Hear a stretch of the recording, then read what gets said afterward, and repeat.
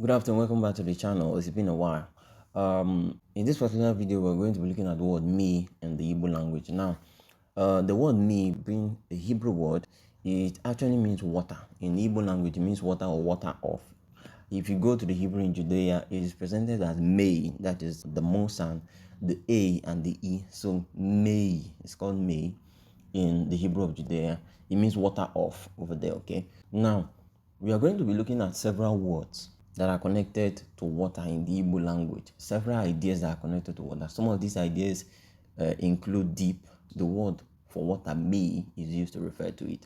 Now, anything mysterious also, the word for water is also used to mean mysterious. We are going to be seeing the connection of all these words together, in the Hebrew of Alaigbo.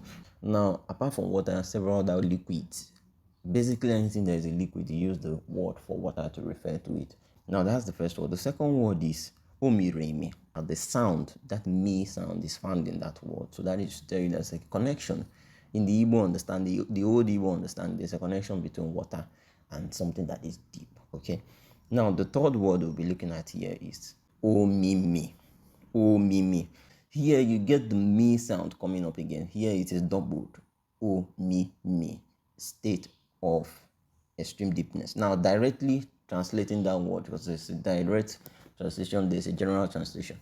The direct translation of that word is deep, deep, deep, deep, or deep of deep. That is actually what that word means. Now you see the sound for water also coming up, which tells you that the Igbos connect water to the idea of anything mysterious, because the great waters are actually mysterious. You cannot tell in entirety what is in the great waters of the world. It's impossible. You cannot. So the old Igbos, being Hebrews, they had this understanding that the waters is also connected to the mysteries of this world. Okay, so that is on that side. Now you have the word Mili-mili. If you hear the Mili-mili, Mili-mili means wet or watery. Anything wet or watery, you use the word Mili-mili to refer to it. That is water, water. It is water, water. Okay. Now you also have the word still connected to this me. You have another word on a Anya-mili. Anya-mili is something that is slippery. Okay. Anything slippery, the Igbos use water to refer to it. That's why you have that sound there. Here is also doubled. Me and me. That is, it is slippery. It is waterish. That is what that word means. If you want to translate directly, it is waterish. Okay. Now, you also have the word Maamiri. Maamiri. Now, this word means urine actually. It is actually the joining together of me and miri. Me and me. So the R sound just takes the place of the double E sound. So it becomes a long R sound instead.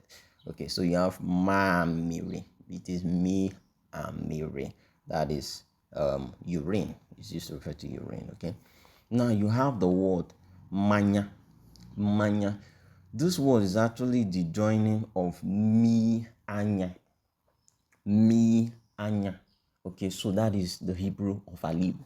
If you go to Judea, this word will be presented as Ayin. They call it Ayin over there. Okay, so Ayin. Anya is like an older form apart from Ayin. Okay, it's like another form. Okay, so we in Igbo land we say Anya. So when you join it together and pronounce quickly, it is a Manya. It means alcohol.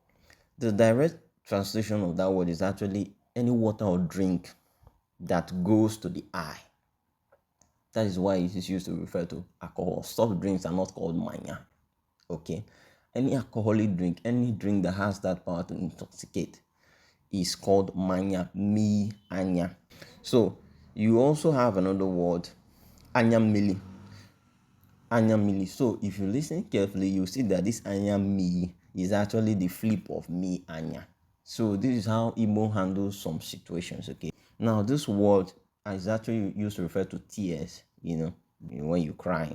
The word is actually the flip of Anya. So the old Igbos flipped that word in referring to tears. They did not want to use the same word Anya, water for the eyes, to refer to tears. So they flipped it and called it Anya-mili. Okay, so that's just the simple logic of the old Igbos. Okay, so you also have Mili-Anyim. There's something we call Mili-Anyim or Mili-Anyim. Now we use this to refer to the seas and oceans of the world, the seas, the great waters. We call it Mili-Anyim. Mili-Anyim. Now, what is interesting is that if you go into the Hebrew of Judea, you get the word Mayim. That Mayim is actually Mili-Anyim when you join it together. So they use it to refer to water or waters. Generally speaking, they call all waters Mayim, Mili-Anyim. But we here will use it to refer to the waters, the great waters of the ocean that cannot be contained. Okay, Mayim. So that is oceans or seas. Now, we also have other applications like Mia. When you say the word Mia, as you can see, it carries that me sound.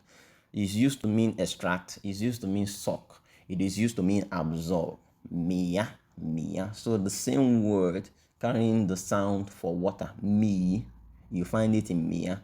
So that is to say, anything liquid is of course absorbable. Anything liquid is of course extractable. Anything liquid is of course being able to be sucked out. So we use the same word me or Mia to refer to these actions. Okay. And now you have another word, Mita. Now, Mita means to sprout or to bud. Mita is the word. You can see that me sound again. Now you have a longer word. When you expand that Mita, you get Miputa. It also means to sprout, okay, or to bud, but more precisely, it means to slip out. So that is to tell you that the old Igbos had a connection of, a fruit coming out. They had this idea that it's actually slipping out. It is actually coming out from a watery place to the external environment, okay. So they use the word Miputa or Mita, which actually means slip out, okay. Now the word me or mie also, in the Igbo language, when you add it to several verbs especially, it becomes an intensifier that tells you to go further or go deeper. Now, how does this work? We take some examples. When you say sumie, the word su means like to strike, okay, to strike. Now, when you add me or mie, meaning sumi or sumie, you are now telling the person to strike it deeper in. That is, strike it in deeper. That is what that word means because of the addition of the mie. We take an example, bamie. Now, ba means to go in. Ba means to go in. But when you add me, like bami, or you add mie, bamie, you are now saying go in deeper.